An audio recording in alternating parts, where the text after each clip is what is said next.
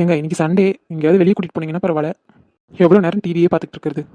ஞாயிற்றுக்கிழமை ஒரு நாள் தான் ரெஸ்ட் எடுக்கிறேன், அது உனக்கு பொறுக்கல. உடனே எங்கேயாவது வெளியே கூட்டிட்டு போக சொல்லுவேன். பேசாம டிவியை பாரு. என்ன தீபா ஃபோன் பண்றா? ஆமால, இன்னைக்கு ஷாப்பிங் கூட்டிட்டு போறேன்னு சொல்லியிருந்தேனே, அதுக்காக தான் ஃபோன் பண்றேன்னு நினைக்கிறேன். இவளுக்கு தெரிஞ்சதுன்னா அவ்வளோதான். ஹலோ. ம். என்ன ஷாப்பிங் கூட்டிட்டு போறேன்னு சொன்னியே, மறந்துட்டியா? இல்லை இல்லை. நான் இன்னும் கொஞ்ச நேரத்தில் பஸ் ஸ்டாப்க்கு வந்துடுவேன், அங்கே வந்து என்ன பிக்கப் பண்ணிக்கோ. ம். அப்படியே ஹோட்டல் ஏதாவது சாப்பிட்டுட்டு போயிடலாம். ம். ரொம்ப நேரம் நான் வெளியே சுத்த முடியாதுண்ணா. என் மாமியாக்காரி வையுவா.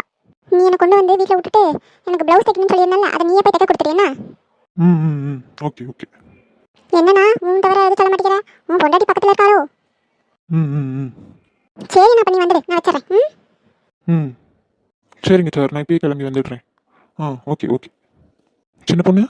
என்ன எங்கே கிளம்பிட்டீங்க? வேலை விஷயமாவா? ஆமாம் சின்ன பொண்ணு, கிளைண்ட் ஒருத்தரை பார்க்கணும். அது இன்னைக்கே போய் பார்த்துட்டு வந்துட்டு ஒரு வேலை முடியும். சரி நானும் வரேன், போகலாம் வாங்க. நீ எதுக்கு சின்ன பொண்ணு? ஷாப்பிங்க்கு தான்.